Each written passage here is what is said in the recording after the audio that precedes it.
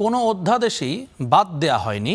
সরকার পর্যায়ক্রমে রহিত করা সব অধ্যাদেশ যুগোপযোগী করে আইন করবে বলে আশ্বস্ত করেছেন আইনমন্ত্রী মোহাম্মদ আসাদুজ্জামান।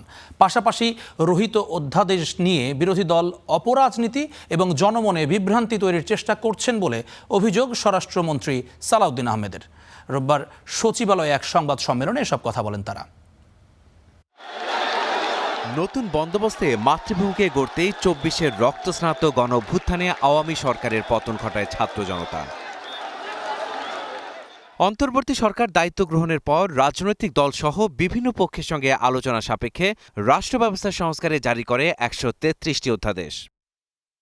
নির্বাচিত সরকার দায়িত্ব গ্রহণের পর এসব অধ্যাদেশের ভবিষ্যৎ নির্ধারণে ৩০ দিনের বাধ্যবাধকতা ছিল।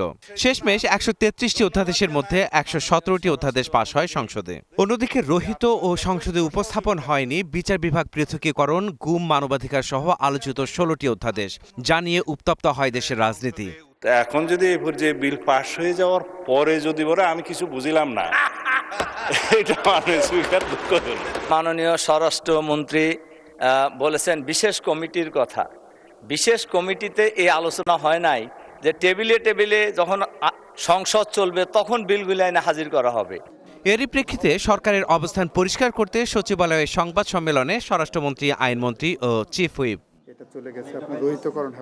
স্বরাষ্ট্রমন্ত্রী জানান, ত্রুটির কারণেই বেশ কিছু অধ্যাদেশ বাতিল করা হলেও সেগুলো সংশোধন করে কার্যকর করতে চায় সরকার। আমরা যদি এররগুলো রেখে এই আইনগুলো রেখে দিই, তাহলে গুম কমিশনের যে এখতিয়ারটা দেওয়া হয়েছে তাতে করে যারা গুমের শিকার তারাই অবিচারের শিকার হবেন। আমি নিজে গুমের শিকার। আমরা চাচ্ছি এই গুম কমিশনটা এমনভাবে আমরা করি যাতে তার ফাংশনটাও ঠিক থাকবে এবং গুমের শিকার যারা হবেন তারাও যেন এমন একটা আদালতে ন্যায় বিচার পায় যেটার এখতিয়ার বর্তমান আইসিটি কোর্ট কিন্তু হাইকোর্ট ডিভিশনের এখতিয়ার সম্পন্ন একটা আদালত।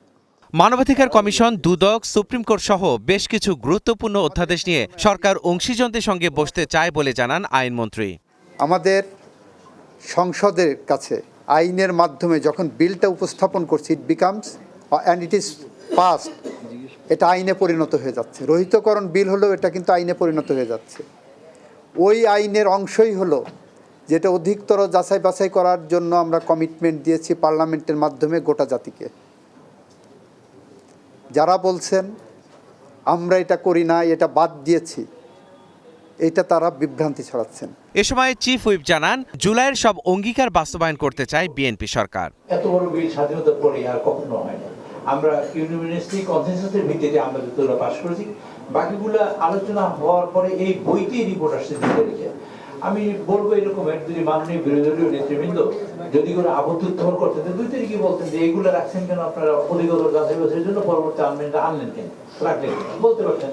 তা বলেন না, সিদ্ধান্তই আমাদের হয়েছে ইউনিভার্সালি যে আমরা এগুলো আনবো। কেন আনবো তার ব্যাখ্যা আমাদের আইনমন্ত্রী মহোদয় দিয়েছেন এবং সেগুলো আমরা পরবর্তীতে সব নিয়ে আসবো। বিচার বিভাগ প্রসঙ্গে রাষ্ট্রের গুরুত্বপূর্ণ ৩টি অঙ্গ যেন একটি আরেকটির সঙ্গে সাংঘর্ষিক না হয় সে বিষয়ে সরকার পর্যালোচনা করছে বলেও জানানো হয় সংবাদ সম্মেলনে।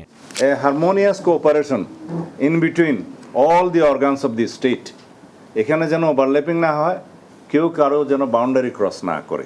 মাহাদি হাসান, স্টার নিউজ, ঢাকা।